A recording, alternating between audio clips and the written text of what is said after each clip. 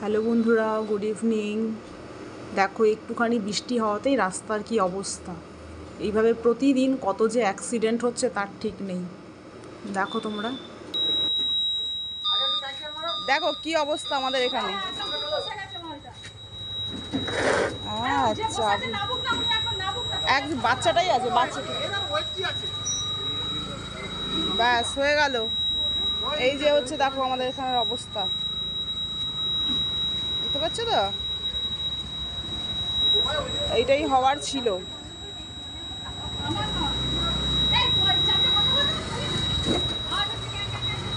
ও,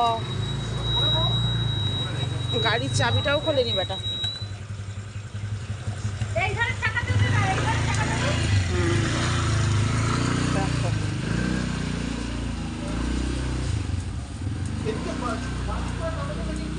সমস্ত অঞ্চলের রাস্তাঘাটগুলোকে খুঁড়ে খাড়ে একাকার হচ্ছে। এই হচ্ছে উন্নয়ন আমাদের, বুঝতে পেরেছো তো? আজকে রাস্তা ভাঙবে, কালকে আবার এই পিচ ঢালাই করবে, আবার সেই রাস্তার উপর আবার জোড়াতাপ্পি মারবে।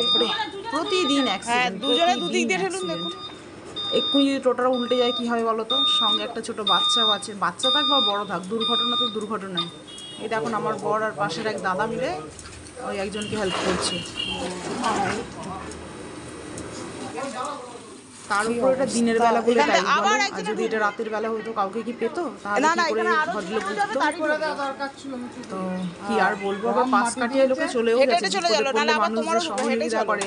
দেখলে তো কতগুলো বাইক পাশ থেকে চলে গেল, কেউ একটু সহযোগিতা করলো না। সবাই মিলে একটু সহযোগিতা করলে কি অসুবিধা হতো? তো এই তো হচ্ছে আমাদের সমাজের পরিবেশের অবস্থা।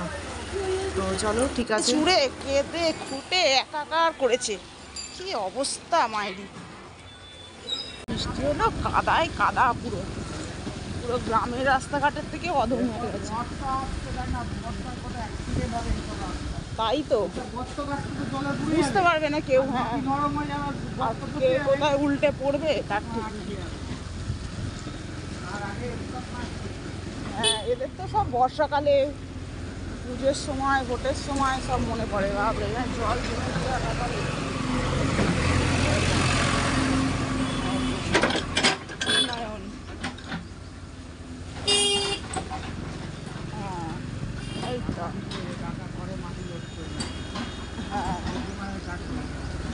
তাই তো,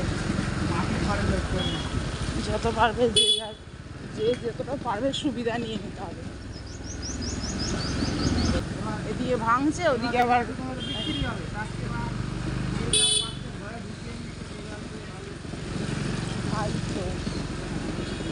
অবস্থা। এই খোঁড়া হলে এর মধ্যেই বালি ফেলে, এর মধ্যেই হ্যাঁ ওই তো ইট পাতাও দিয়ে সকালে পড়লো, বিকেলে ইট পাতা হচ্ছে, এবার রাত্রে দেখবে সিমেন্ট হয়ে যাবে।